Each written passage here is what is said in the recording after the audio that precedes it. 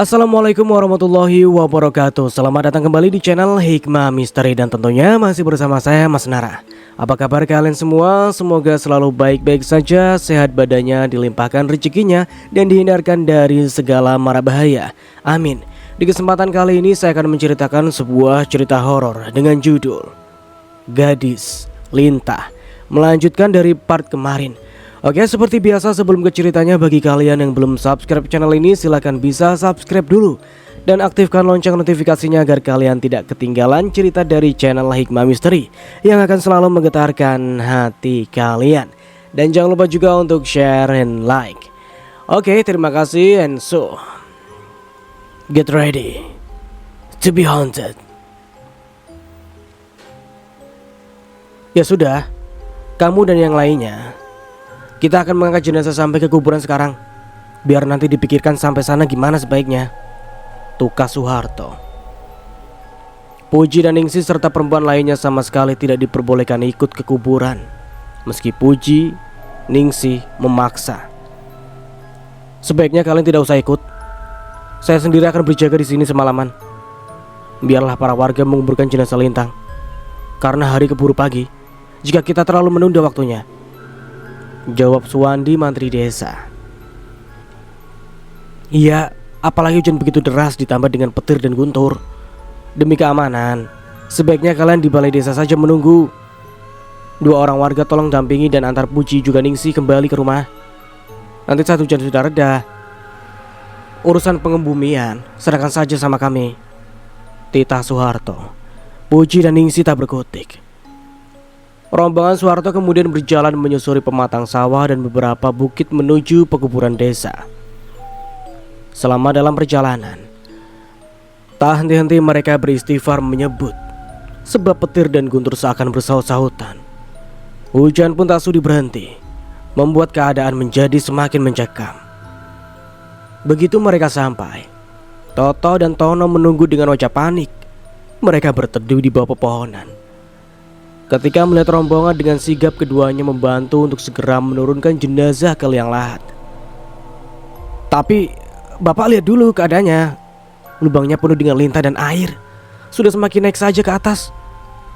Sudah setengahnya dari lubangnya, tukas Toto dengan setengah teriak, karena angin kencang membuat suara mereka tak terlalu terdengar.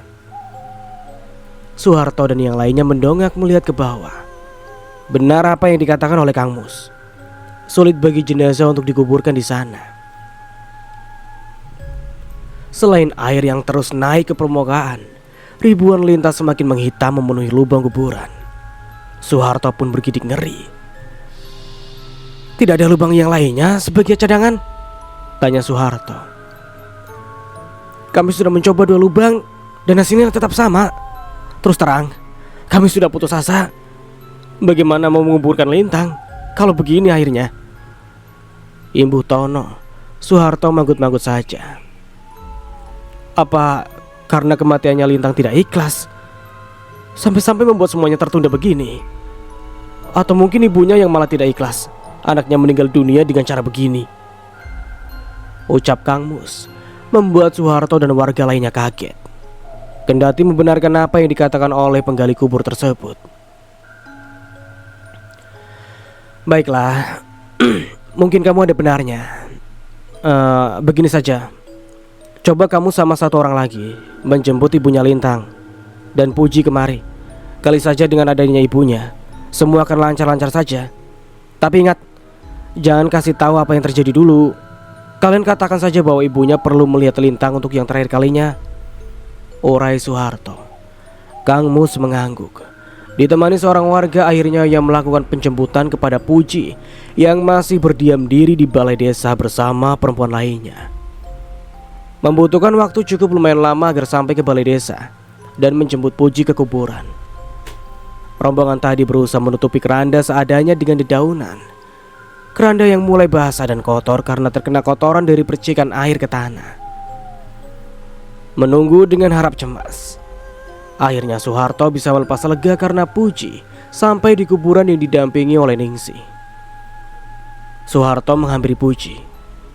Tolong, kamu ikhlaskan kepergian anakmu agar dia bisa pergi dengan tenang Lihatlah penggali kubur kebingungan dengan banyaknya kejadian.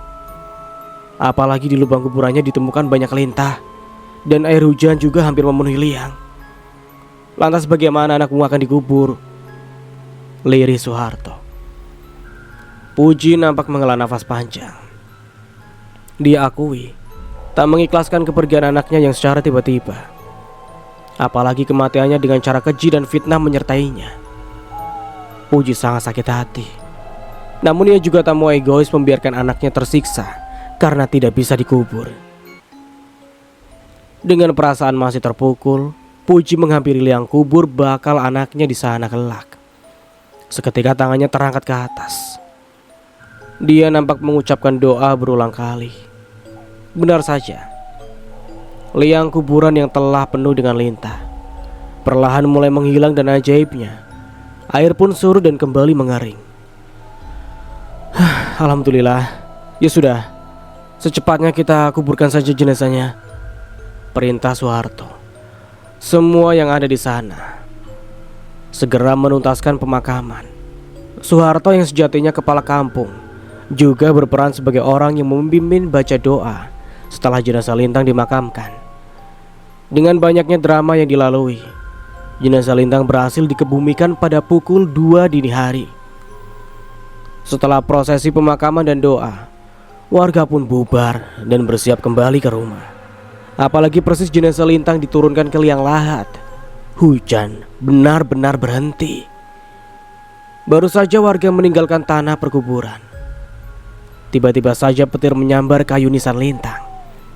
Mendadak nisannya tumbang begitu saja, membentuk sebuah lubang, dan dari dalam lubang keluarlah lintah yang cukup banyak merayap secara perlahan. Warga sama sekali tak memperhatikan karena langkah mereka semakin menjauh dari pemakaman.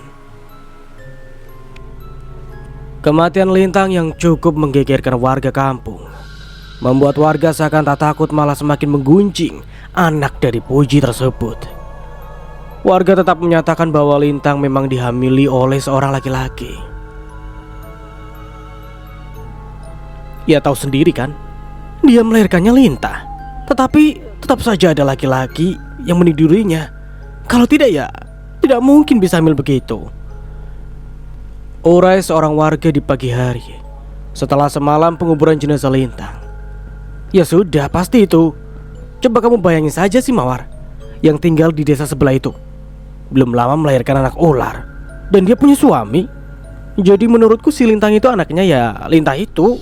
Bedanya sama si Mawar anaknya ular, yang jelas sama-sama binatang, sahut yang lainnya. Apa yang terjadi pada Lintang justru dijadikan bahan gunjingan bagi warga. Tidak hanya ibu-ibu saja yang hobi bergosip, namun bapak-bapak pun turut melakukannya.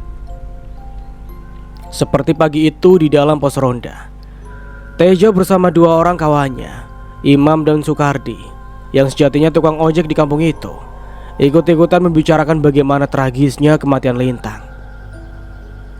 Aku semalaman melihat dengan mata kepalaku sendiri bagaimana dia melahirkan lintah-lintah itu. Banyak sekali, dan aku perkirakan sekitar ribuan, karena semua tanah saat itu langsung menghitam. Melihatnya saja membuatku merinding, sebut Tejo sambil mengelus tangannya. Alah, melihat dia yang melahirkan saja bilangnya merinding, padahal kalau melihat orangnya masih hidup. Bangunkan burungmu. Bukannya aku tidak tahu kelakuanmu saat mengintip dia mandi di sungai, dan itu sudah kupergoki beberapa kali, kata Imam membuat Tejo gelagapan. Kamu jangan mengarang cerita ya. Begini-begini masih cantik kan istriku, si Ayu daripada Lintang. Mana sudi aku suka sama perempuan begitu, murahan. Terbukti dia hamil entah sama siapa kan, saut Tejo dengan mata mendelik tak senang. Kamu tidak perlu mengelak, karena aku sama si Imam sudah tahu kelakuan busukmu. Kamu sebaiknya mengaku sajalah kalau kamulah laki-laki yang menghamili Lintang.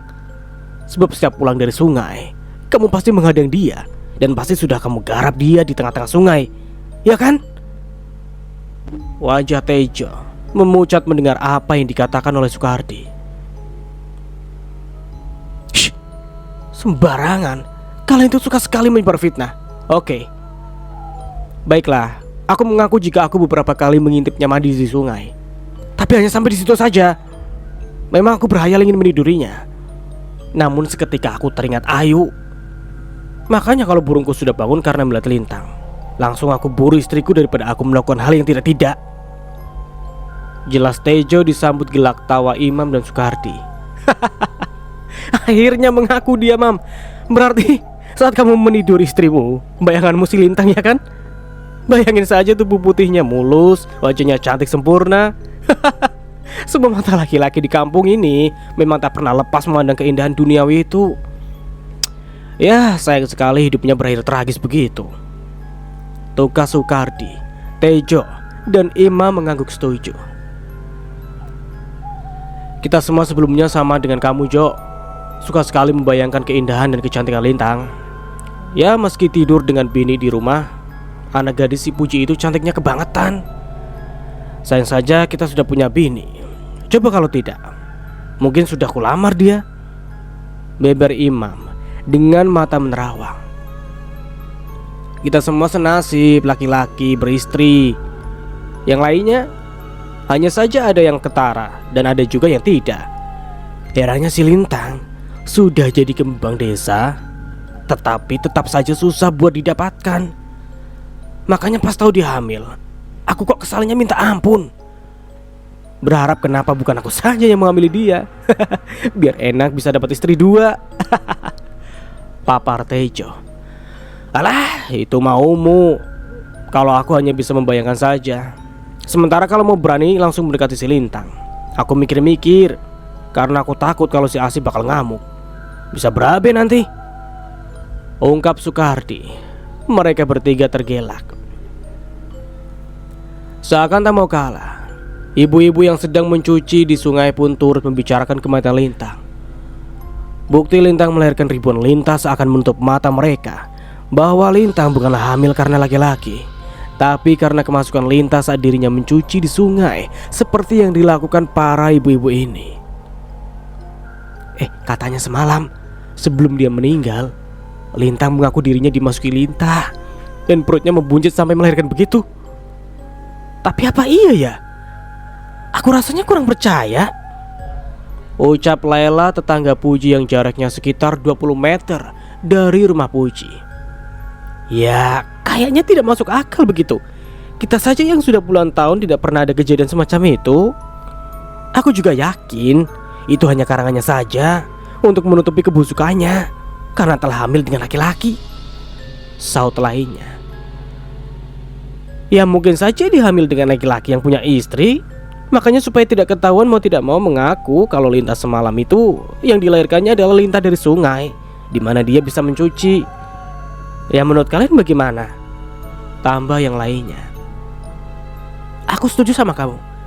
Di kampung kita sangat jarang ada lelaki bujangan dan rata-rata sudah punya istri. Laki-laki di kampung ini juga tidak mau menikah dengan lintang, meski cantiknya dia kebangetan. Sebab semua orang juga sudah tahu gimana bapak lintang yang tak setia, sehingga tidak ada orang tua yang mau menikahkan anaknya dengan anak si Puji itu.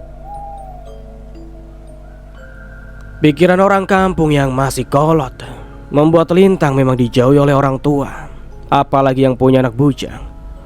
Sebab mereka takut jika kebiasaan selingkuh bapaknya akan menurun pada anaknya. Mengingat ada di kampung menikah hanya sekali saja seumur hidup. Sudah, kalian membicarakan orang yang sudah meninggal. Kalian itu seperti tidak ada kerjaan saja mengunjungi orang pagi-pagi. Sekar muncul membawa sekeranjang penuh pakaian kotor, diikuti oleh Ayu di belakangnya. Ibu-ibu yang tadinya menggunjing langsung terdiam.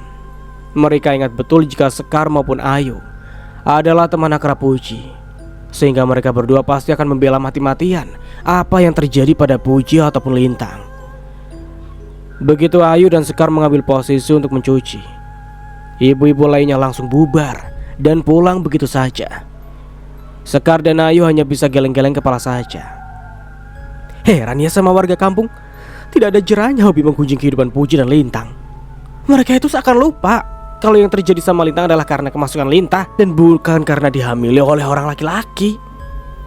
Tukar Sekar, Ayu mengaku setuju. Aku setuju sama apa yang kamu ucapkan. Sampai pagi ini pun Puji masih bersedih dan kata Ningsih, dia belum menyentuh nasi sama sekali. Tatapannya masih kosong, terang ayu.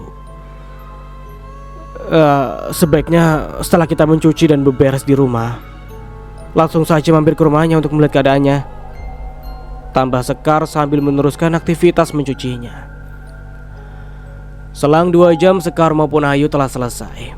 Beberapa ibu-ibu dan Kinan, anak gadis Jamilah, turun ke sungai untuk mencuci dan mandi. Kegiatan mandi dan mencuci warga kampung setiap hari memang dilakukan di sungai besar yang ada di sana. Apa itu? Tunjuk Kinan ke arah sungai. Teriakan Kinan menghentikan langkah Sekar dan Ayu yang sudah bersiap untuk pulang. Kinan menunjuk ke arah sungai. Semua mata tertuju pada air sungai yang sebagian besar mulai dipenuhi oleh lintah yang berenang di sana. Mereka bergidik ngeri. Mereka sontak kaget dengan pemandangan di depan mereka. Air sungai telah berubah menjadi wahana berenang bagi lintah-lintah yang menjijikan itu. Ibu-ibu yang ingin melakukan aktivitas di sungai langsung membatalkan niatnya. Mereka segera meninggalkan sungai dengan tergesa-gesa. Mereka hanyut dalam pikirannya masing-masing. Kita harus laporkan kejadian ini kepada kepala kampung. Kita tidak mungkin lagi bisa mencuci di sungai dalam keadaan airnya seperti itu, sebut ibu-ibu yang tadinya ada di sungai. Iya, sangat berbahaya bagi kita untuk mencuci dan mandi di sana.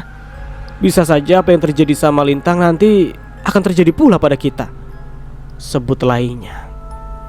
Semua setuju dan akhirnya pulang dulu ke rumah masing-masing, mengantarkan cucian, lantas bergegas pergi ke rumah kepala kampung untuk melaporkan dan mencari solusi atas permasalahan ini. Warga kampung mulai berkumpul di rumah Soeharto, seakan mereka ingin demo melakukan protes besar-besaran. Sekar dan Ayu hingga Ningsih pun nampak di sana. Soeharto tentu saja kaget didatangi oleh puluhan warganya. Kami tidak bisa lagi mencuci dan mandi di sungai dalam keadaan air sudah dipenuhi lintah. Kepala kampung harus mencarikan kami solusi. Apa yang sebaiknya dilakukan agar warga bisa mencuci dan mandi dengan tenang? Protes warga. Benar itu. Selama ini kita selalu mencuci di sungai dalam keadaan tenang, tapi pagi ini kita sudah tidak bisa melakukannya. Kami tidak mau apa yang sudah terjadi pada Lintang terjadi pula sama kami dan anak gadis kami, tambah yang lainnya. Ya, kalau lintah begitu banyak di sungai, berarti apa yang terjadi pada Lintang memang benar dong. Dia kemasukan lintah di kemaluannya saat dia mandi di sungai, saut lainnya. Nah, berarti kalian sudah percaya kalau Lintang itu meninggal karena kemasukan lintah dan bukannya karena hamil anak lintah? Tiba-tiba saja Sekar nyeletuk. Ibu-ibu langsung menunduk. Tanpa mereka sadari dibenarkan, apa yang telah terjadi pada Lintang semalam memang akibat kemasukan binatang penghisap darah tersebut, dan bukan lantaran hamil oleh laki-laki yang tak bertanggung jawab. Secara tidak langsung, kita sudah diperlihatkan bahwa Lintang meninggal. Itu karena faktanya dia masih suci. Hanya saja karena fitnah kalian yang keji membuatnya meninggal dengan cara yang tersiksa begitu, kata Ayu. Sekar membenarkan. Ningsih pun ikut turut menunduk. Ibu-ibu semakin merasa malu. Seharusnya kamu jangan menyalahkan kami. Si Puji bisa saja menyalahkan mantri desa yang bilang kalau si Lintang itu hamil. Selama ini kita hanya menduga-duga saja. Menuduhkan tidak, tapi logika saja. Mana ada anak gadis yang belum bersuami tiba-tiba perutnya membuncit. Wajar kita menduga-duga. Dan semalam mantri juga ngomong kalau Lintang hamil. Jadi kami tidak mungkin salah. Yang salah itu Pak Suwandi itu. Ucapan Lela dibenarkan warga lainnya. Baiklah, berarti hari ini kalian setuju jika keponakanku meninggal karena Lintah yang suka menghisap darah itu dan hidup di tubuhnya dan membuatnya seperti orang hamil, dan bukannya hamil karena oleh laki-laki. Aku hanya ingin nama keponakanku dan nama adikku bersih, tanpa fitnah keji lagi dari mulut kalian. Untuk mantri desa, aku akan meminta pertanggungjawabannya nanti. Ningsih kini angkat bicara. Semua langsung membisu. Sudah. Begini saja. Jika memang keadaan sungai tercemar dan dipenuhi oleh Lintang, sebaiknya untuk sementara kita hentikan semua aktivitas di sungai. Kita tidak mau lagi ada korban lainnya seperti yang dialami oleh Lintang. Selain itu, untuk para warga, Apa yang sudah terjadi pada Lintang? Saya minta tolong, jangan diperkeruh dengan membicarakan hal yang kita sendiri tidak mengetahuinya, apalagi dengan jelas. Ungkap Soeharto. Semua warga menyimak. Ia lalu melanjutkan, Lintang sudah meninggal. Tolong jangan dibawa-bawa lagi namanya. Kasihan dia. Biar dia istirahat dengan tenang. Saya minta semua warga kembali pulang ke rumah.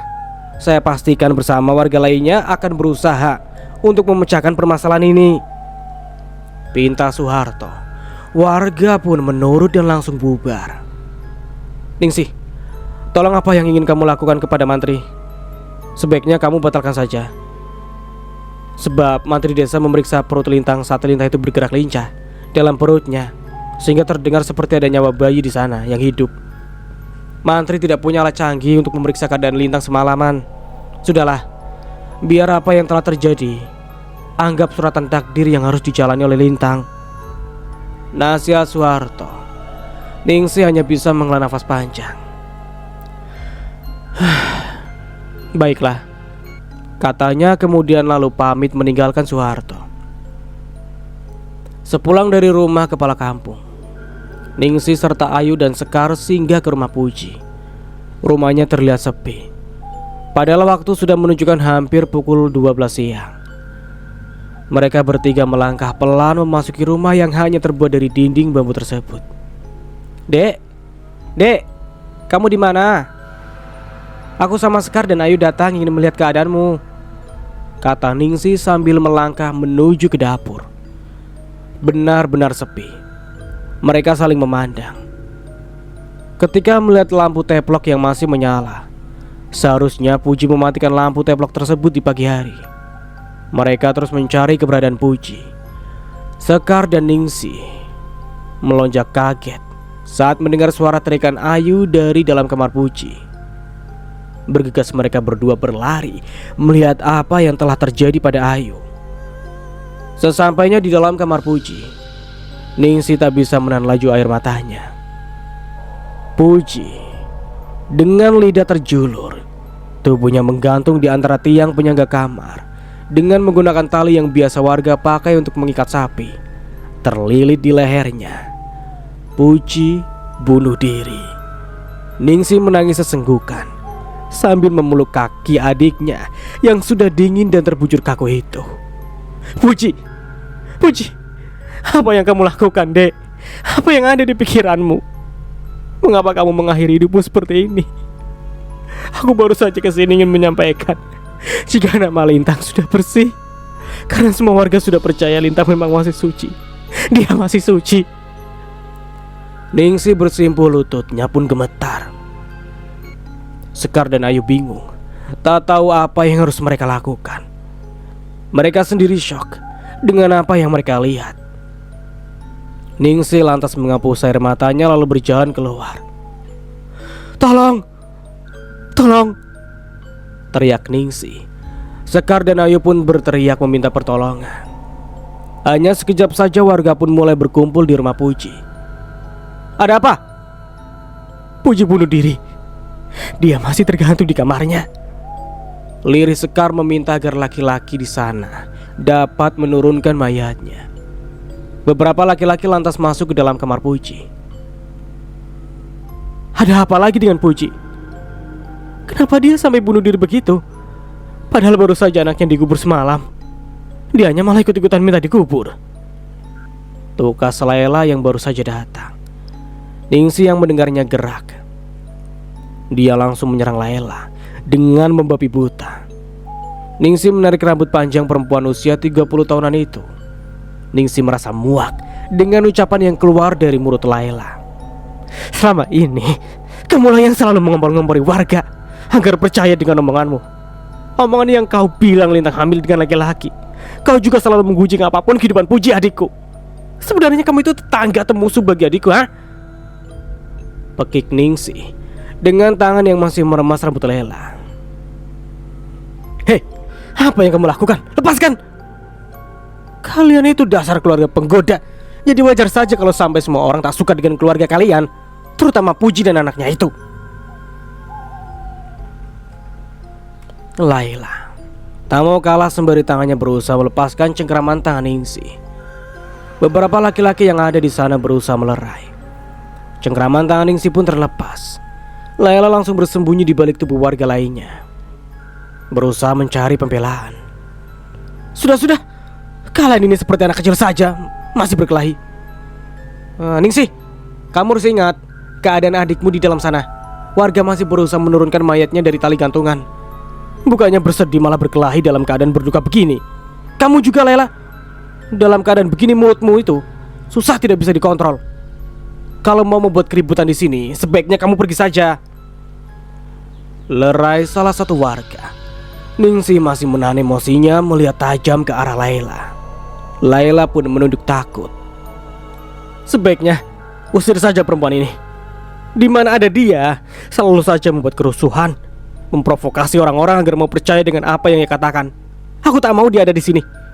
Melihat apa yang telah terjadi pada adikku, aku yakin beritanya pasti menyebar dibumbui dengan hal-hal yang tidak dan secara tidak langsung menghancurkan nama baik saudaraku, ungkap Ningsih. Laki-laki bernama Iwan yang melerai perkelahian antara Ningsih dan Layla nampak diam berpikir. Setelahnya pandangannya melihat ke arah Layla. Layla, sebaiknya kamu pergi saja supaya menghindari keributan di sini. Ningsih punya hak tidak setuju dan tidak mau kamu ada di sini karena ini adalah saudaranya. Perintahnya membuat Layla kesal. Dengan menghentakkan kakinya, dia pun meninggalkan rumah Puji. Tak lama berselang, beberapa orang laki-laki yang tadinya dari kamar Puji keluar dan meminta agar ada yang menghubungi kepolisian untuk memastikan kematian Puji, apakah benar bunuh diri atau telah terjadi sesuatu hingga menghilangkan nyawanya. Kami baru saja menurunkan jenazahnya dari gantungan ke lantai. Untuk selanjutnya kami belum berani mengambil tindakan lainnya, khawatir jika terjadi sesuatu. Makanya sebaiknya kita tunggu saja ada yang memanggil petugas polisi kemari, sebut salah satu warga kepada Ningsih selaku anggota keluarga. Suharto nampak tergesa-gesa melangkah menuju rumah Puji. Kepala kampung tersebut masih nampak syok dengan berita meninggalnya Puji. Sampai di mana sudah prosesnya? Tanya Suharto. Warga tadi menjelaskan jika jenazah baru akan dilakukan tindakan saat petugas dari kepolisian datang melakukan pemeriksaan.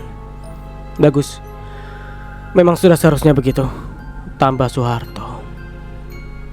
Meski dari yang kami lihat bahwa Bu Puji memang gantung diri, hanya saja kita ingin memastikan saja, dan kita semua lebih baik menunggu apa yang akan dilakukan nantinya, saut laki-laki lainnya yang baru saja turut ikut masuk ke dalam kamar Puji. Sekitar 1 jam, 2 orang petugas dari kepolisian datang dan mulai melakukan pemeriksaan. Benar saja, dari kepolisian menyatakan melalui tanda-tanda jika Puji melakukan tindakan sengaja menghilangkan nyawanya. Kemungkinan sejak semalaman atau mungkin menjelang dini hari beliau sudah melakukannya. Untuk lebih lanjut mungkin bisa dilakukan otopsi, meski kita harus mengirim jenazah ke kota, tukas salah satu petugas bernama Bambang. Siapa anggota keluarganya? Tanya Bambang. Suharto menunjuk Ningsih yang berdiri tak jauh dari posisi mereka. 2 orang petugas dari kepolisian menghampiri dan nampak berbincang-bincang dengan Ningsih dengan sangat seriusnya. Setelahnya, mereka berlalu begitu saja meninggalkan kediaman Puji, ibunya Lintang. Aku tidak setuju jika dilakukan otopsi. Kasihan almarhum adikku. Aku hanya ingin dia beristirahat dengan tenang sekarang. Intinya, aku mau dia segera dimakamkan saja. Aku tak mau terlalu banyak gosip nantinya yang beredar, macam-macam lagi. Urai Ningsih sambil memandang kosong ke depan. Apa tidak masalah? Tanya Suharto lagi. Ningsih menggelengkan kepalanya. Berdasarkan pemeriksaan barusan, polisi sendiri juga menduga jika adikku gantung diri. Terlihat dari lidahnya yang terjulur keluar. Tanda-tanda itu sudah ada. Lagi pula, aku memberitahu polisi tadi bahwa permasalahan yang memang menimpa Puji sangat berat. Semuanya aku ceritakan, makanya polisi mengerti. Dan setelah ini, kita bisa langsung memakamkan Puji dengan segera. pinta Ningsih sembari memandang kedua manik hitam milik Soeharto. Baiklah, kalau begitu proses pemakaman akan dilakukan segera. Soeharto lantas memanggil beberapa orang warga dan menugaskan agar mereka memanggil Mak Bahaya, tukang mandi jenazah, dan sekaligus membawakan keranda dari surau. Semuanya berjalan dengan sangat lancar tanpa hambatan. Proses pemakaman pun selesai dalam waktu 5 jam setelah jenazah Puji ditemukan. Setelahnya, Sekar dan Ayu nampak sibuk membantu Ningsih menyiapkan makanan untuk bebacaan arwah bagi Lintang sekaligus Puji, ibunya. Selesai maghrib, acara pun dimulai. Tidak menyangka sama sekali, hanya dalam waktu sehari saja saling berurutan, Lintang dan juga ibunya meninggalkan kita semuanya di sini. Kasihan sekali nasib mereka, ucap Lina yang merupakan tetangga persis tinggal di sebelah rumah Sekar. Ya sudahlah, hidup mereka selama ini susah. Begitu ada masalah mengenai perut Lintang, maka semuanya menjadi kacau. Lintang meninggal dan mungkin saja Puji tak kuat menahan deritanya sendirian, dan akhirnya turut menyusul anaknya. Kasihan sekali, sambut lainnya dengan suara pelan nyaris berbisik. Acara bebacaan arwah sejatinya merupakan kebiasaan orang kampung. Jika ada yang meninggal, maka akan dilakukan membaca doa dengan menyiapkan berbagai makanan untuk memberi makan bagi orang yang telah membantu mengirimkan doa buat yang sudah meninggal dunia. Pembacaan doa arwah ini dilakukan pada malam pertama setelah meninggal, malam ketiga, malam ke-7 hingga ke-40 harinya. Dan ini sudah dilakukan turun-temurun dan sulit dihilangkan oleh kuatnya arus zaman. Apa semua sudah hadir? Pak Soeharto sudah mulai bisa membacakan doa bagi kedua arwah? Perintah Ningsih. Soeharto mengiyakan. Saat membaca arwah yang menariknya, semua warga kampung diundang, baik perempuan maupun laki-laki. Laila yang semula diusir oleh Ningsih nampak hadir. Ningsih hanya bisa menghela nafas panjang melihat perempuan tebal muka tersebut. Ingat ya, semarah apapun kamu sama si ember bocor itu, kamu tetap harus bisa menahan emosi. Sebab ini acara membaca arwah untuk adik dan juga keponakanmu. Semuanya harus sabar. Tarik nafas panjang-panjang dan hembuskan dengan pelan. Lirih Ayu Ningsih pun menurut. Dari kejauhan, Ningsih, Sekar maupun Ayu bisa melihat Laila sepanjang acara lebih fokus berbisik dan melirik ke arah mereka bertiga. Sesekali dia melepas tawa pelan sambil menutupi mulutnya dengan ujung serudung yang ia kenakan. Dasar perempuan ember. Kalau saja ini bukan acara bebacaan, mungkin sudah kucakar-cakar mukanya yang jelek itu, sengit Ningsih. Sekar dan Ayu memegang pundak Ningsih menenangkannya. Sudahlah, tidak usah terlalu kamu melayani perempuan seperti itu. Makin dilayani makin jadi. Lebih baik kita fokus saja, karena setelah selesai Pak Soeharto membaca, kita langsung melangsir makanan ke depan para tamu, sebut Sekar. Ayu dan Ningsih pun manggut-manggut. Setiap ada warga yang meninggal dan keluarganya menggelar acara membaca arwah ini, selalu dihadiri oleh semua warga, meski tanpa undangan sama sekali. Kekompakan warga mengenai hal ini memang patut diacungi jempol. Ningsih menyiapkan masakan bersama Sekar dan Ayu dengan 3 macam menu sederhana. Ada sambal goreng tahu tempe, sayur lodeh nangka atau gori, lalu urap sayur-sayuran. Tugas Soeharto membaca telah selesai. Ningsih, Sekar dan Ayu gegas melaksanakan pengantaran makanan. Setelah semua mendapatkan bagian, mereka bertiga menunggu di pintu sambil menunggu jika ada warga yang masih kekurangan makanan atau minuman. Suara aduan piring dan sendok terdengar dari luar begitu riuh. Terdengar pula suara bapak-bapak dan ibu-ibu saling bercerita satu sama lain. Ningsih mencuri dengar.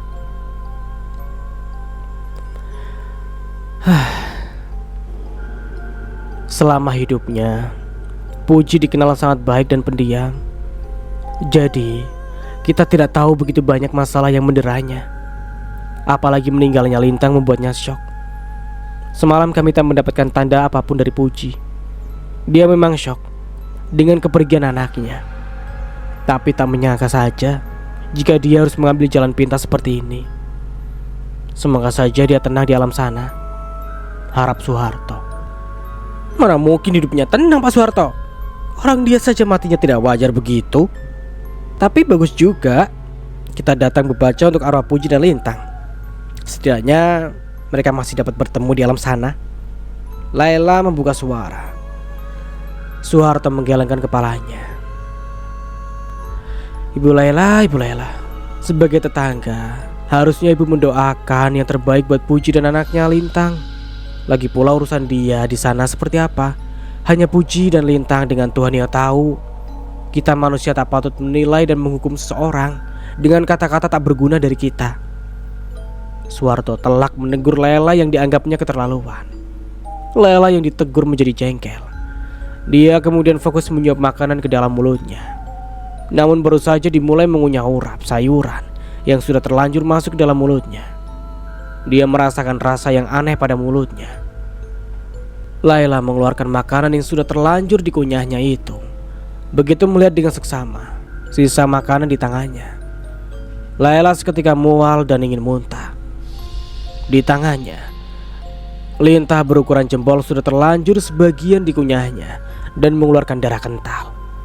Dia langsung keluar dan berusaha memuntahkan lintah tadi, tapi tak satu pun yang keluar dari mulutnya. Dia ketakutan. Dengan tergesa-gesa dia masuk kembali ke dalam ruang tamu mengambil tasnya dengan kepala yang terasa berputar-putar. Kemudian berlalu begitu saja dan tidak memperdulikan pandangan aneh warga lainnya terhadapnya. Ada apa dengan mulut ember itu? Kenapa tiba-tiba dia pulang begitu saja? Bukannya saat ada keramaian begini menjadi tempat favoritnya? Dasar memang aneh. Sebut Ningsih disambut tawa pelan Sekar dan Ayu. Acara membaca arwah akhirnya selesai dilakukan. Semua warga satu persatu mulai pamit dan berjalan menuju rumah masing-masing. Tejo menghampiri istrinya, Ayu yang masih tengah sibuk membantu Ningsih mencuci piring dan membereskan segala peralatan makan dan minum tadi. Kalau abang mau pulang, pulang saja duluan. Sebab aku masih membantu Ningsih beberes tempat acara ini dulu. Lagian ada Sekar nanti, dan kami sudah berjanji akan pulang bersama-sama. Sekar juga persis tinggal sebelah rumah kita, jadi tidak ada masalah kalau kami pulang lebih larut nanti, saut Ayu saat suaminya mengajaknya pulang. Ya sudah, tapi jangan pulang terlalu malam. Begitu selesai beberes langsung pulang. Aku mau lanjut mengojek dulu sebentar. Mungkin pulang sekitar pukul 10 atau 11 malam nanti. Urai Tejo. Ayu mengangguk setuju. Tejo lantas menaiki kendaraannya menuju tempat pangkalan. Cuaca malam sangat dingin. Dingin menusuk dan masuk ke dalam pori-pori tubuh. Sepertinya malam akan turun hujan. Setiap malam rasanya selalu akan hujan.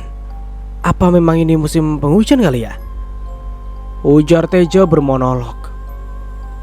Tejo semakin mempercepat laju motornya. Dia ingin cepat-cepat sampai di pangkalan dan jika tidak mendapatkan penumpang, maka dia dan teman-temannya di sana akan bermain domino semalam suntuk. Hanya itu saja hiburan bagi mereka. Ketika melewati pematang sawah, Tejo melihat sekilas ada perempuan yang melambaikan tangannya. Tejo perlahan menghampiri dan langsung menyorot wajah perempuan tadi menggunakan lampu motornya. Mata Tejo melotot. Siapa sangka dia akan bertemu dengan calon penumpang yang cantiknya 11-12 dengan Lintang. Sangat cantik, dengan tubuh putih mulusnya dan tinggi tubuh yang proporsional. Mau kemana Neng? Malam-malam begini udah malam banget. Tapi kau nang berani sendirian di antara pematang sawah begini? Tidak takut kalau ketemu ular sawah nanti di sini? Sapa Tejo dengan senyum semanis mungkin. Perempuan yang baru pertama kali dilihat oleh Tejo ini di kampungnya, dengan senyum indahnya langsung duduk di belakang Tejo, serta memeluk pinggang Tejo dengan begitu eratnya. Hati Tejo terasa berbunga-bunga. Mau diantar kemana Neng? Apa mau ikut abang nanti? Abang antarkan ke pelaminan. Rayu Tejo. Perempuan tadi malah tertawa lembut. Perempuan itu langsung menyebut alamat rumahnya. Tejo langsung tancap gas. Kok ketawa sih Neng? Memangnya Neng tidak percaya akan aku bawa ke pelaminan? Saut Tejo masih dengan rayuan pulau kelapanya. Ih, abang bisa aja. Neng jadi malu. Mana mungkin abang mengantar Neng ke pelaminan? Karena Neng tahu abang sudah ada yang punya. Ucap perempuan yang ikut menyebut namanya dengan panggilan Neng ini. Loh, memangnya Neng tahu abang ini punya siapa? Tanya Tejo dengan hati-hati. Meski dalam hatinya cukup kaget, sebab perempuan yang memeluk pinggangnya dengan erat ini tahu statusnya yang sudah menikah. Ya tahulah, sebab abang punya Neng. Jawab perempuan itu dengan tawarannya. Tejo semakin gemas mendengarnya. Tanpa ragu-ragu, Tejo memegang tangan perempuan yang tengah memeluk pinggangnya ini. Tejo berhayal bisa berduaan dengan perempuan yang tangannya lembut meski sedingin es. Kok tangan Neng dingin ya? Memangnya Neng dari mana? Tanya Tejo lagi sambil fokus menjalankan kendaraannya. Itu karena Neng terlalu gugup harus berduaan dengan abang. Makanya membuat hati dan tubuh Neng menjadi panas dingin. Panas terasa di dalam tubuh tapi justru dingin terasa di permukaannya. Seperti tangan ini yang begitu kedinginan. Jelas perempuan tadi. Perasaan Tejo semakin berbunga-bunga. Kendaraannya mulai melewati pangkalan ojek dan dia baru sadar jika ada sesuatu yang akan ia ambil dengan temannya, Imam. Tejo pun menghentikan kendaraannya di depan mereka. Tejo nampak sumringah karena telah berhasil membonceng seorang perempuan cantik. Imam dan Sukardi melihat ke arah Tejo yang turun dari motornya, kemudian berjalan angkuh di hadapan mereka. Mam, uang yang kamu pinjamkan kemarin katanya mau dibayar sekarang. Mana? Aku mau pakai buat jalan-jalan sama pacarku dulu, beber Tejo. Sukardi dan Imam memandang arah telunjuk Tejo yang mengarah pada perempuan berbaju bunga-bunga merah muda yang dia temui di pematang sawah barusan. Maksudmu perempuan itu? Apa matamu sudah buta? Atau kamu punya penyakit mata yang aneh dan parah? Tanya Sukardi tak percaya. Bilang saja kalian itu iri dengan pencapaianku. Dulu kalian merasa hebat kalau bisa mendapatkan senyum ramah milik Lintang. Sementara aku tak pernah sekalipun Lintang mengangkat wajahnya. Sekarang aku mendapatkan perempuan yang sama persis cantiknya dengan Lintang. Kalian malah bilang aku buta. Pasti kalian iri, iya kan? Tugas Tejo. Imam dan Sukardi malah tergelak. Perempuan cantik kayak Lintang gimana? Coba buka matamu lebar-lebar. Mungkin kamu sudah lupa ingatan. Perempuan cantik itu ya kulitnya mulus, tinggi, dan selalu tersenyum manis kepada mereka semua orang. Sementara yang kamu bawa itu nenek-nenek peot. Kami tidak mungkin iri dengan apa yang sudah kamu capai. Minta maaf ya, kami tidak sudi iri dengan keadaanmu saat ini. Sukardi masih saja tertawa dan tidak bisa melupakan betapa bodohnya teman sesama pengojeknya ini. Tejo menoleh memperhatikan perempuan yang dia panggil dengan sebutan Neng itu. Dia masih melihat perempuan yang sama, perempuan yang cantik dan mudah membuatnya jatuh cinta. Ah, sudahlah, aku mau mengantar pacarku ini dulu, ujar Tejo dengan penuh percaya diri. Dia jadi lupa meminta uang pada Iman. Ya, antar saja ke peristirahatannya yang terakhir di kuburan. Tejo tak mempedulikan kedua temannya yang terus memperolok dirinya. Kenapa lama bang? Neng capek menunggu abang. Ayo bang, lebih baik kita segera ke rumahku karena semua kerabat keluargaku sudah menunggu, pinta perempuan itu. Tejo pun kembali menjalankan kendaraannya di malam yang cukup sunyi. Alamat yang diminta perempuan itu sudah sesuai. Dan betapa kagetnya Tejo melihat rumah yang cukup mewah di sana. Terlihat begitu banyak sanak famili perempuan itu berkumpul. Sampai sini saja ya Neng? Atau abang ikut masuk juga? Beber Tejo. Sampai sini saja bang. Neng tidak enak dengan keluarga. Nanti biar besok malam abang jemput Neng lagi di tempat tadi ya, untuk diantarkan ke sini. Harap perempuan tadi sembari menyerahkan uang yang cukup banyak. Tejo semula menolak, tapi perempuan tadi memaksa. Tejo hanya bisa pasrah dan mengangguk. Pasti bakal menjemput perempuan itu besok malam. Setelah perempuan tadi pamit, Tejo melajukan kendaraannya kembali menuju pangkalan. Di sana masih ada Sukardi dan Imam yang tengah duduk santai di pos ronda sambil menikmati kopi. Pos ronda yang mereka gunakan untuk berkumpul para tukang ojek adalah pos yang sudah lama tak terpakai oleh warga. Ada yang lagi happy nih setelah mengantar nenek-nenek peot ke tempat tinggalnya. Apa tadi sempat cup-cupan sama itu nenek-nenek? Tanya Imam. Sukardi tak bisa menahan tawanya. Apa yang kalian bicarakan ini sih? Aku sama sekali tak paham deh. Pungkas Tejo dengan wajah kesal. Ya sudah, kalau kamu tidak paham, tidak masalah juga. Hanya saja kami ingin kamu mencari obat-obatan yang cocok buat matamu, supaya tidak terlalu rabun lagi. Soalnya sayang sekali umurmu yang masih muda tapi harus buta karena tidak bisa membedakan mana yang mulus dan mana yang keriput. Aneh sekali. Imam dan Sukardi lagi-lagi tak bisa menahan tawanya. Mataku ini masih normal dan masih baik-baik saja. Jangan suka bicara yang bukan-bukan. Yang penting sekarang itu aku senang sekali sebab besok malam aku dapat jadwal menjemput lagi. Itu si Eneng baik hati kasih aku uang ojekan yang cukup banyak. Bonus katanya. Tejo mulai pamer uang 10.000 berlembar-lembar. Mata Imam dan Sukardi kaget melihatnya. Mereka tak menyangka jika penumpang Tejo yang mereka melihat berupa perempuan tua peot, ternyata Royal memberikan uang yang cukup banyak kepadanya. Murah hati juga ya si nenek itu. Lumayan banyak dia kasih, sebut Imam. Kalian itu aneh. Sejak tadi selalu bilang nenek, nenek. Itu perempuan tulen, cantik, putih, mulus, tinggi, pokoknya sempurna lah. Nah, kalian kaget kan? Dia itu orang kaya, makanya kasih uang yang cukup banyak ke aku. Jelas Tejo dengan jumawa. Aduh, ya sudahlah, terserah saja kau lah.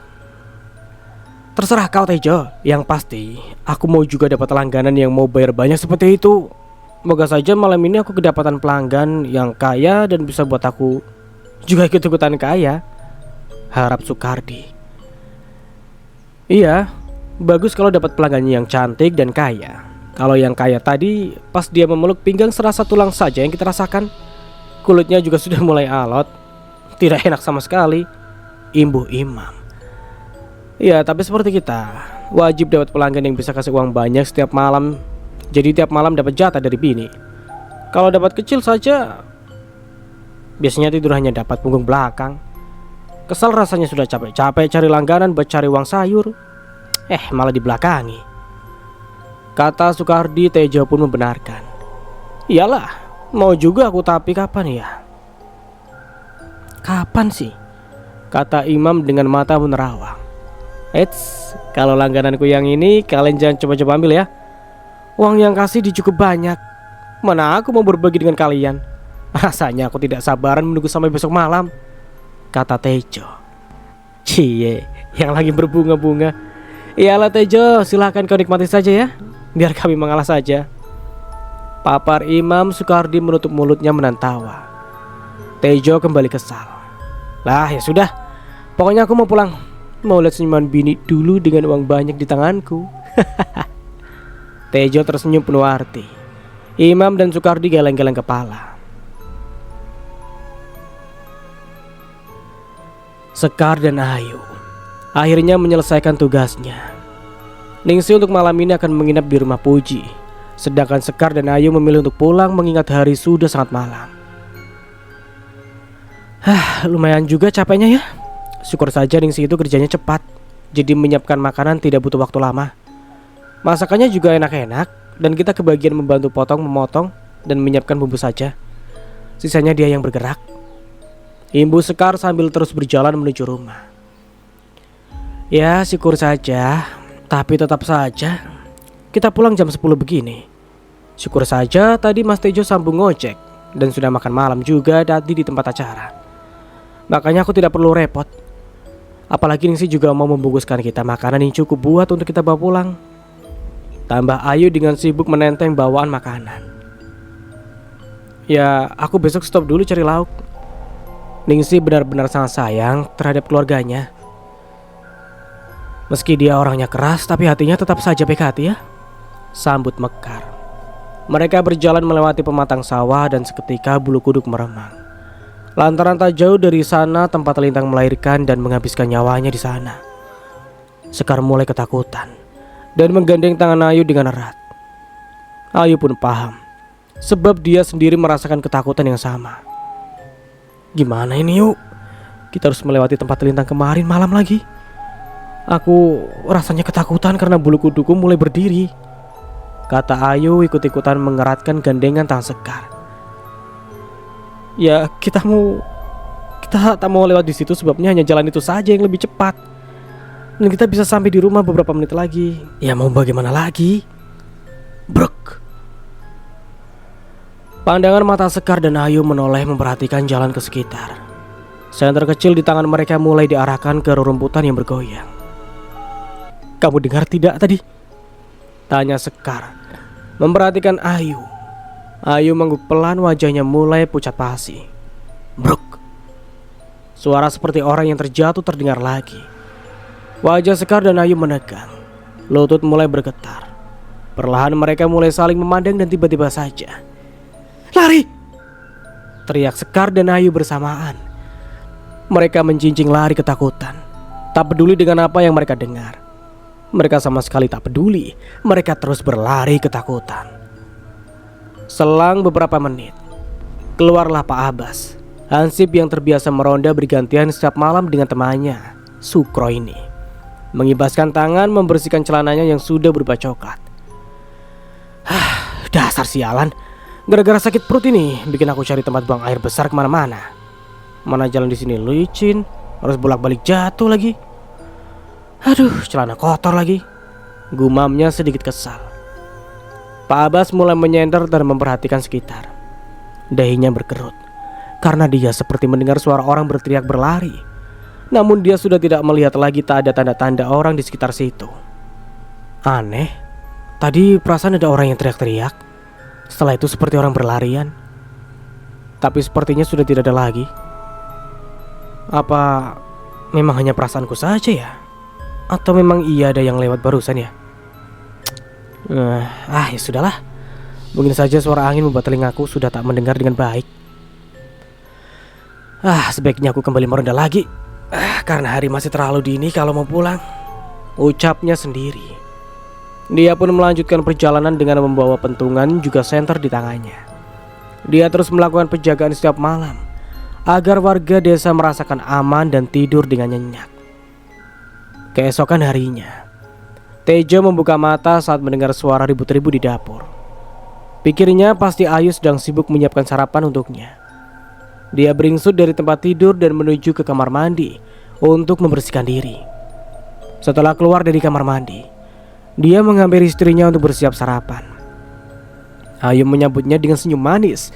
Senyum ingin meminta jatah uang ojek hasil suaminya semalam. Mas, mana mas jatah uangku semalam? Semalam aku langsung pulang dan tidur, jadi tidak sempat minta uang jatahku, kata Ayu dengan menadahkan tangannya. Belum sempat minta uang tapi sudah masak saja pagi-pagi. Kapan sih kamu itu lupa minta uang? Selalu saja ingat, sungut Tejo. Ayu tersenyum kecut. Ini semua lauk aku dapat dari Ningsih. Dia yang memberikan padaku semalam. Yang namanya istri itu wajib dapat nafkah dari suami. Memangnya apa yang salah? Ya sudah cepat. Mana aku minta. Sebentar lagi aku mau ke tempat Sekar, mau belanja. Ayu pantang menyerah. Ambil saja di kamar. Ada di dalam dompetku, titah Tejo sambil menyeruput kopi yang disiapkan istrinya tersebut. Ayu berjalan masuk ke dalam kamar. Tak lama terdengar suara teriakan Ayu dengan kencang. Apa ini mas? Kamu menipuku ya? Tejo yang sedang asik menyeruput seketika tersembur dari mulutnya. Tejo nampak sebal mendengar istrinya pagi-pagi sudah berteriak-teriak tidak jelas. Tejo lantas beranjak dari tempat duduknya kemudian mendatangi Ayu dengan langkah tergesa-gesa. Sesampainya di dalam kamar, Tejo melihat Ayu sedang menatap dan memperhatikan si dompetnya. "Kamu itu kenapa sih? Pagi-pagi sudah berteriak tidak karuan. Nanti apa dikira tetangga? Mungkin saja tetangga sudah mikir aku sama kamu berkelahi, atau setidaknya kamu itu sedang aku pukul. Kalau mau bicara ya bicara baik-baik, tidak perlu berbicara kencang seperti tadi." Terlihat gurat kekesalan di wajah Tejo yang tak seberapa itu. "Ini loh mas, coba kamu lihat baik-baik. Apa kamu mau mempermainkan aku?" tanya Ayu, membuat alis Tejo bertaut bingung. "Kamu memasukkan begitu banyak daun ke dalam dompetmu dan tak ada satupun uang yang kamu maksud. Terus kamu mau suruh aku belanja pakai daun begitu? Kamu itu yang aneh-aneh saja," ucap Ayu sambil memperlihatkan daun kering yang begitu banyak di tangannya. "Tidak mungkin daun, yuk. Jelas-jelas semalam itu duit yang banyak banget. Aku gak mungkin main-main dengan ucapanku," saut Tejo tak mau kalah. "Terus ini bagaimana kamu mau menjelaskannya mas? Aku tidak mau ya. Pokoknya uang belanja hari ini kamu harus kasih sama aku. Semua barang kebutuhan di rumah ini habis. Aku tunggu di dapur. Aku mau sarapan. Capek dengan dramanya kamu mas," tambah Ayu sembari menyerahkan daun kering tersebut. Kemudian melangkah seraya menghentakkan kakinya tanda protes ke suaminya. Tinggallah Tejo sendirian di dalam kamar, termenung seperti sapi ompong. Dia masih ingat benar bahwa uang yang diberikan perempuan yang dipanggilnya dengan Eneng tersebut adalah uang asli. Dia melihatnya dengan jelas sebelum memasukkannya ke dalam dompet. "Aduh, kok bisa jadi daun sih? Padahal jelas-jelas uangnya langsung aku taruh ke dalam dompet loh." Bukan itu saja. Imam sama Sukardi juga melihatnya uang dan mereka sempat kagum dengan aku. Ya karena bisa menghasilkan uang yang cukup banyak. Tapi kenapa bisa hanya daun saja ya? Gumam Tejo tak habis pikir. Tejo menarik nafas dalam kemudian perlahan mengembuskannya. Dia berganti pakaian memeriksa bagian lipatan bagian di dalam lemarinya. Beruntung, dia masih punya simpanan yang akan langsung diberikannya kepada Ayu yang wajahnya sudah ditekuk barusan. Dan kemungkinan lagi Tejo akan menagih uang pada teman sesama ojek yang sebelumnya telah meminjam uang pada dirinya. Jika dapat, dia akan menyerahkan uang tambahannya kepada istrinya. Jika sampai itu tidak terjadi, maka Ayu tak segan-segan tidak akan memberikannya makan, kopi, termasuk jatah malam. Pusing dia memikirkannya. Begitu ia mendatangi Ayu yang sedang sarapan pagi, Tejo masih maklum melihat wajah istrinya. Dia langsung menyerahkan uang simpanannya. Senyum Ayu pun mereka. "Kamu mengerjai aku ya mas? Ini buktinya uang ojek kamu ada." Tejo tersenyum kecut, lalu menganggukkan kepalanya. "Ya maaf ya, soalnya kamu itu kalau sudah mengomel begitu tambah 2 kali lipat kecantikannya. Mas suka, tapi jangan lama-lama juga wajahnya ditekuk. Lebih enakan lagi lah senyum manis pagi-pagi, bikin aku semangat ngojek dan cari uang lagi." Tejo beralasan Ayu nampak salah tingkah. "Ya sudah, aku senyum terus tiap hari, asalkan uang setoran lancar," jawabnya membuat Tejo menciut. "Terserah kamu lah yuk. Oh ya, mas pergi ngojek dulu ya, sekalian mau ketemu sama Imam dan Sukardi. Ada hal yang mas bicarakan terkait pelanggan," kata Tejo lantas berlalu pergi. Ayu manggut-manggut. Tejo, suaminya memang hanya suka minum kopi di pagi hari tanpa sarapan nasi. Tak seperti dirinya yang wajib makan pagi nasi dengan lauk yang lengkap. Tejo mempercepat langkahnya kemudian menaiki motor bututnya menuju pangkalan ojek biasa, di mana dia dan kedua temannya itu mengobrol dan menunggu pelanggan datang. Saat melintasi pertigaan, tiba-tiba saja dia mengubah rencananya ingin melihat keadaan Eneng. Ia lalu memutar arah menuju rumah yang ditunjukkan Eneng kepadanya semalam. Dengan semangat 45, dia pun akhirnya sampai di tempat. Kendati ia bingung, ia memperhatikan plang tanda jalan yang jelas sama dengan semalam. Tapi di depan gang tersebut tidak ada apa-apa sama sekali. Waduh, aneh.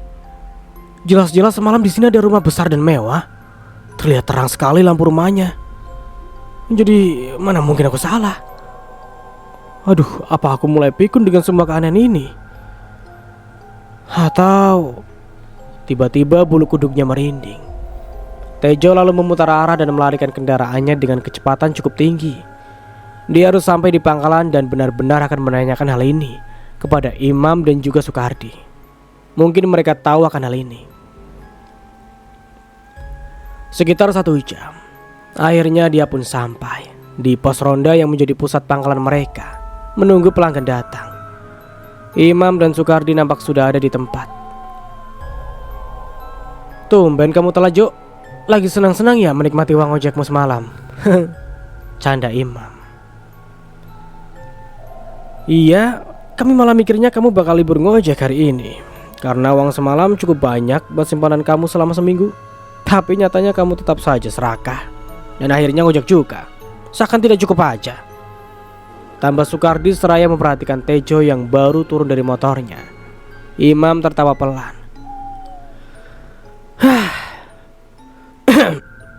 Nah, hal inilah yang mau aku tanyakan pada kalian. Aku betul-betul dilanda kebingungan sekarang ini. Coba kamu bayangkan, uang yang begitu banyak.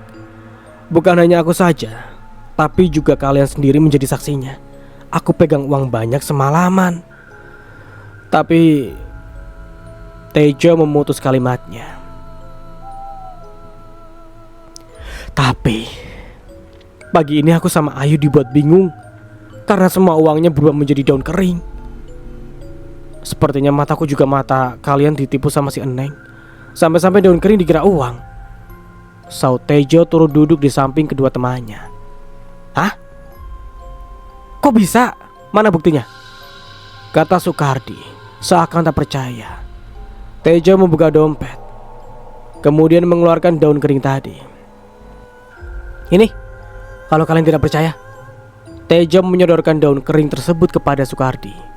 Imam hanya bisa memperhatikan saja, mulutnya terkunci. Kalau dilihat dari daunnya, tidak ada yang sama persis dengan daun yang tumbuh di kampung kita ini. Beda bentuk dan jenisnya. Entahlah ini daun apa ya? Sukardi membolak-balikan daun kering tersebut. Kendati daunnya sudah kering, namun bentuk corak daun masih terlihat. Coraknya hampir sama dengan corak ular sawah. Terlihat sangat bagus dan unik. Hanya saja tidak ada artinya jika daunnya disimpan. Aku juga punya daun yang sama dengan daun kamu punya. Waktu itu aku dapat penumpang bapak-bapak dengan kaki pincang, minta diantarkan persis di depan jalan raya. Tapi masuk gang sedikit, ada pelang jalan namanya Jalan Borneo, kalau tidak salah. Beber Imam. Mata Tejo melotot kaget. Bentar. Jalan Borneo kamu bilang? Oh, berarti penumpang kamu itu orang kaya dan minta diturunkan tak jauh dari rumah besar dan mewah yang ada di sana. Rumahnya terang dan Tejo semakin kaget seketika ketika melihat Imam mengangguk dengan pasti.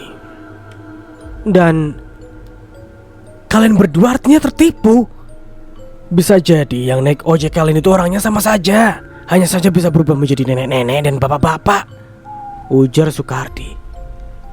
Siapa bilang itu nenek-nenek?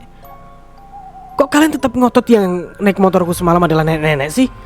Sudah jelas itu perempuan cantik, makanya aku panggil Eneng, papar Tejo kesal. Jadi begini Jo, mungkin saja yang kamu lihat adalah perempuan cantik, mulus, putih, tinggi dan bodinya bagus. Tapi yang kami lihat berdua adalah nenek-nenek peot yang sudah bau tanah. Percuma saja kita saling bersikeras dengan apa yang kita lihat, tapi buktinya kita semua salah. Tidak ada yang benar. Imam menengahi. Tejo dan Sukardi langsung diam. Bagaimana kalau kita ke sana saja, memeriksa apakah benar dengan apa yang aku lihat dan Imam lihat sebelumnya. Hanya ingin memastikan. Jadi kalau nanti ada pelanggan ojek yang minta diantar ke sana, Jalan Borneo, langsung saja kita tolak. Saran Tejo akhirnya dan disetujui oleh kedua temannya. Tapi ngopi dulu ya, masih nanggung nih. Lagian masih pagi juga, kita sudah main cek aja ke sana. Imbu Sukardi. Tejo dan Imam mau tak mau harus menunggu sampai kopi habis dihirup oleh temannya. 10 menit berselang, barulah Soekardi berniat meninggalkan pos ronda dan mereka menaiki motor masing-masing menuju tempat yang dituju. Sekitar 1 jam mereka pun sampai di tempat. Pelang bertuliskan Jalan Borneo itu nampak sudah usang, dan jalan gang tersebut hanya berjarak sekitar 30 meter dari jalan raya, jalan beraspal yang ada di sana. Mereka memarkir kendaraan, berlalu menuju rumah mewah dan megah yang mereka lihat semalam. Meski saat ini mereka hanya melihat beberapa gundukan tanah saja yang ada di sana, gundukan tanah yang hampir menyeluruh tertutup rerumputan liar. Mereka bertiga melangkah berhati-hati. Mereka mulai memilah-milah rerumputan liar yang tumbuh subur di atas gundukan. Tangan Tejo merasakan kayu keras. Begitu dia berusaha menarik kayu tersebut, ia kewalahan. "Tolong bantu tarik dulu ini kayunya, Pak. Sepertinya kayu ini ada tulisannya." Titah Tejo kepada Imam yang ada di dekatnya. Tejo dan Imam menarik dengan kuat kayu jenis ulin tersebut. Setelah mengeluarkan dari rerumputan liar, kayu ulin yang sudah dipenuhi dengan pasir itu mulai dibersihkan oleh mereka. Sementara Soekardi berjalan-jalan di sekitarnya, memperhatikan dan ia berjalan sekitar 5 meter dari posisi kedua temannya. Sekian menit, Imam dan Tejo yang sedang membersihkan kayu ulin tersebut terlonjak kaget. Di kayu tersebut tertulis, Imam Sutejo bin Soekardi, meninggal 31 Mei 1962. Kok namanya sama dengan campuran nama kita bertiga? Dan ini kayu nisan kayunya orang mati. Wajah mereka begitu tegang. Imam dan Soekardi memberanikan diri membuka semua rumput liar yang menutupi gundukan. Benar saja, ada beberapa kuburan di sana yang tersusun sebanyak 6 kuburan. Soekardi yang baru saja berjalan tak jauh dari mereka nampak berlari dengan wajah tegang. Di dalam banyak kuburan berbaris. Sepertinya di sini memang pemakaman umum, kata Soekardi dengan suara tersendat-sendat. Tanpa apa-apa lagi, mereka bertiga berlari menuju motor masing-masing. Baru saja mereka akan naik ke atas motor, suara teriakan mengagetkan mereka. "Hei, ada apa kalian ke sana?" Mereka bertiga sontak menoleh ke arah suara persis di belakang mereka. Nampak laki-laki tua sedang membawa celurit di tangannya. Mereka semakin ketakutan tak karuan. Dengan menyalakan motor serentak, akhirnya mereka pun pergi. "Dasar anak muda tidak jelas, mengunjungi kuburan pagi begini. Jangan-jangan mau pasang sesuatu di kuburan sana, mau minta nomor buntut. Dasar, kalau mau cepat kaya ya kerja," katanya sembari menggelengkan kepalanya. Dia lantas berlalu pergi. Sekar yang baru saja menyelesaikan pekerjaan rumah gegas pergi ke rumah Ayu yang hanya berjarak beberapa meter dari rumahnya.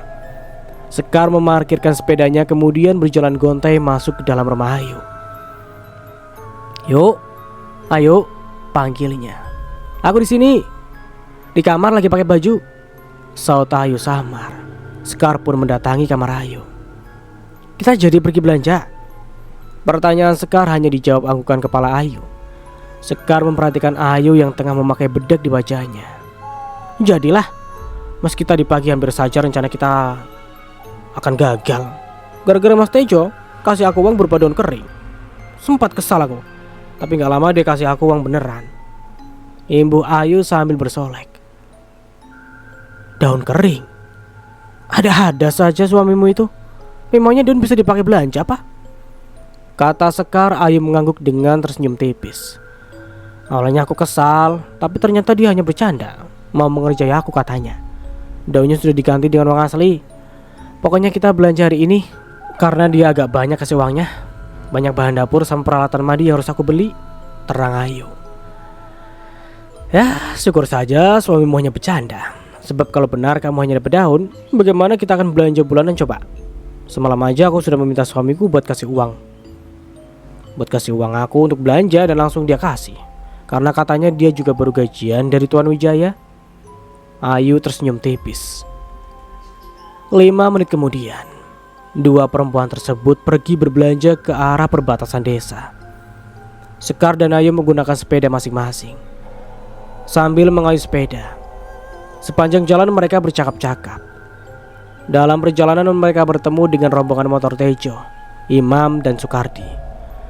Ayu berteriak memberhentikan laju kendaraan mereka bertiga. Mereka pun menurut menepikan motor. "Kalian dari mana? Kok sama-sama jalannya? Terus itu muka kenapa kusut begitu? Pucat lagi, dan tangan kalian kenapa kotor? Seperti habis kerja bakti," berondong Ayu. Mereka bertiga saling berpandangan. Anu yuk," suara Tejo putus-putus. "Anu apa, Mas? Kamu kalau ngomong yang jelas dong," sengit Ayu. "Ya, kami memang habis kerja bakti di ujung jalan sana. Karena ada warga yang suka jatuh, makanya kami inisiatif membetulkan batang jalan supaya gampang dilewati orang kampung. Ya," sebut Imam beralasan. Ayu menatap satu persatu wajah mereka. "Ya sudah, aku sama Sekar mau pergi belanja ya, Mas." "Kamu, Mas, jangan lupa cari uang yang banyak. Dan jangan sekali-kali lagi kamu bercanda kasih aku daun kering untuk belanja," tegas Ayu. Kemudian mengayuh sepedanya tanpa menunggu jawaban suaminya. Ayu dan Sekar mengayuh sepeda sampai ke tujuan. Mereka pun mulai berbelanja kebutuhan bulanan mereka di salah satu toko yang cukup besar, persis di pinggir jalan raya. Kebiasaan berbelanja memang dilakukan oleh Ayu dan Sekar di setiap bulannya. Hanya toko yang ada di pinggir jalan raya tersebutlah menjual lengkap segala kebutuhan rumah tangga. Bukan hanya mereka, warga kampung lainnya pun melakukan hal yang sama. Saat sedang sibuk memilih barang, bapak tua menggunakan sepatu boots turut memilih barang persis di samping mereka. Ayu dan Sekar tersenyum ramah kepada laki-laki tersebut. "Kalian dari mana? Belanjanya banyak ya?" sapa laki-laki tua tadi. "Iya, kami dari Dusun Long, Pak," kata Sekar dengan menunduk hormat. "Oh, pantesan belanjanya banyak," tuturnya. Pak Sopyan lagi belanja juga, Pak?" tanya seorang laki-laki muda menghampiri laki-laki tua bernama Sopyan itu. "Iya, Pak Jul. Oh ya, Pak, sebaiknya kuburan yang ada tak jauh dari Jalan Purni itu sebaiknya dipagar saja kanan kirinya. Soalnya ada saja orang yang masih berbuat tak senonoh di sana. Seperti tadi pagi, ada 3 orang laki-laki menggunakan motor butut mampir ke sana. Aku yakin kalau mereka minta nomor buntu di sana." Sekar dan Ayu mulai memasang telinga. Seharusnya kalau mau kaya ya kerja. Aneh-aneh saja. Itu 3 laki-laki dari tempat kita, Pak. Sopyan menggelengkan kepalanya. "Kemungkinan dari Dusun Long, karena waktu mereka ngegas motornya menuju jalan perbatasan dusun sana. Nanti aku kasih tahu ciri-ciri laki-laki tadi," terang Sopyan. "Ya, sebaiknya kita bicarakan dengan warga kampung kita pas waktu musyawarah besok," sebut laki-laki yang dipanggil Juli itu. Tak lama dia pun pamit. "Maaf Pak Sopyan, kalau boleh tahu 3 laki-laki yang Bapak maksud tadi, ciri-cirinya seperti apa ya?" tanya Ayu penasaran. Sekar turut mengangguk. Sopyan lalu menyebutkan ciri ketiganya dengan gamblang, membuat mereka melongo. Namun melihat Sopyan nampak curiga, mereka pun lantas bilang tak kenal dengan ketiga laki-laki tersebut.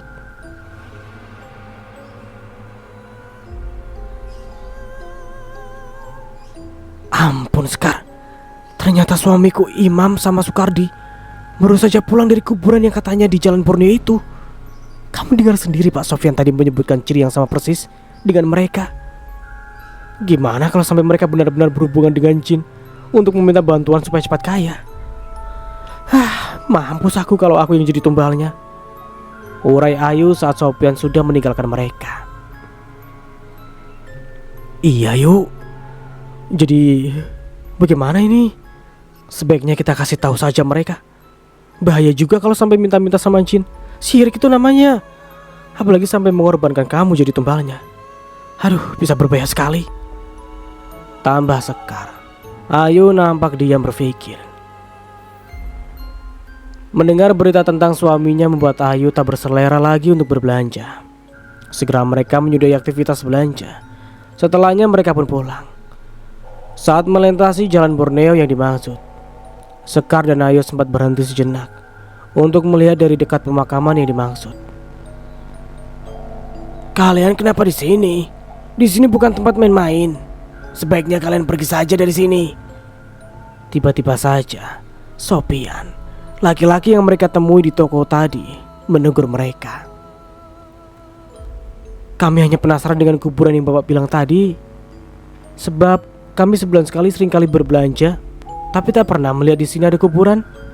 Makanya kami singgah untuk melihat saja, Pak," terang Sekar. Tak nampak gurat ketakutan di wajahnya. "Kuburan ini sudah lama tidak terpakai oleh warga kampung kami.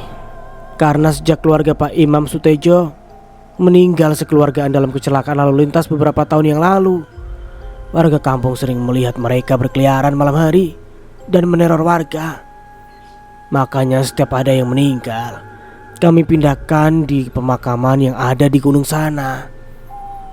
Tunjuk Sopian ke arah bukit yang cukup jauh dari mereka.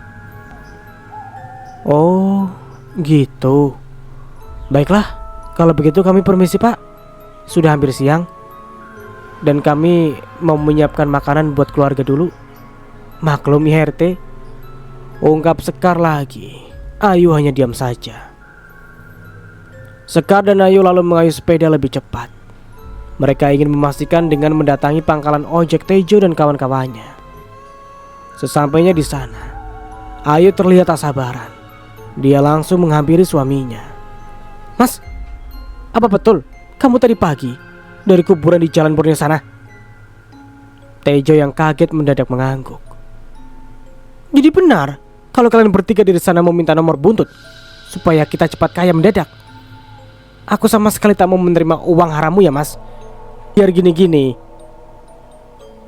aku lebih baik hidup kita apa adanya daripada meminta sesuatu yang haram sama jin," sengit Ayu. Tejo bingung. "Yang bilang kami kesana mau meminta nomor buntut dari jin siapa? Kami kesana itu untuk memastikan apa betul di sana tinggal keluarga yang kaya.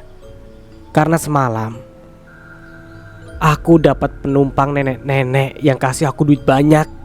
Tapi pagi-pagi duit yang dia kasih berubah menjadi daun kering," beber Tejo dengan suara mulai meninggi. Dia tak mau dan takut memberitahu jika perempuan cantik yang diboncengannya semalam. "Daun kering yang tadi pagi, Mas?" Tejo mengangguk. "Iya, daun kering yang kamu pegang tadi pagi. Sebenarnya itu semalam berupa uang dan begitu pagi aku kaget pas kamu teriak-teriak. Begitu aku cek ternyata daun dan aku langsung ke pangkalan sini. Ternyata si Imam juga pernah dibayar sama bapak-bapak yang katanya kakinya pincang. Uangnya banyak juga dan berasal dari tempat yang sama. Kami tadi pagi betul-betul ke sana hanya memeriksa saja, tidak ada maksud lainnya," ungkap Tejo lagi meyakinkan istrinya. "Kata Pak Sopian, kuburan yang persis di depan gang Jalan Borneo itu punya Pak Imam Sutejo yang satu keluarga meninggal dalam kecelakaan lalu lintas. Katanya dia meneror warga sampai-sampai tidak ada lagi yang mau pakai kuburan itu. Kuburan itu sudah lama ditinggalkan warga kampung di sana," Sekar menimpali. "Terus apa maksudnya dia muncul di kampung kita? Apa mau meneror juga?" tanya Imam yang lainnya menggelengkan kepala. "Soalnya itu hanya dia dan Tuhan saja yang tahu. Intinya sekarang ini, kalau kalian ngojek malam, sebaiknya berhati-hati dan jangan sembarang terima orderan kecuali dari kampung kita saja. Biarlah gak dapat uang setoran daripada nanti nyawa kenapa-napa. Susah juga, gak ada lagi yang mencarikan uang buat aku," tukas Ayu. Sekar dan lainnya tersenyum kecut. Ningsih termenung memperhatikan tiap sisi rumah adiknya. Puji yang meninggalkan begitu banyak kenangan. Dia sendiri memang sudah punya rumah yang jaraknya tidak terlalu jauh dari rumahnya Puji. Namun untuk sementara waktu dia memutuskan tinggal di rumah adik kandungnya sembari mempersiapkan acara berbacaan arwah hingga 40 hari nanti. Ningsih sendiri merupakan janda tanpa anak yang tidak lagi mau menikah setelah suaminya meninggal beberapa tahun yang lalu akibat wabah yang melanda warga kampung mereka. Lamunan Ningsih buyar ketika dia membersihkan tilam kapuk milik Puji. Di bawah tilam terdapat gambar disertai tulisan Puji. Dan sampai di sini dulu ceritanya. Nantikan kelanjutan ceritanya di part berikutnya. Dari saya mohon maaf bila ada salah kata atau dalam penyampaian cerita. Akhir kata, wassalamualaikum warahmatullahi wabarakatuh. Sampai jumpa di video berikutnya.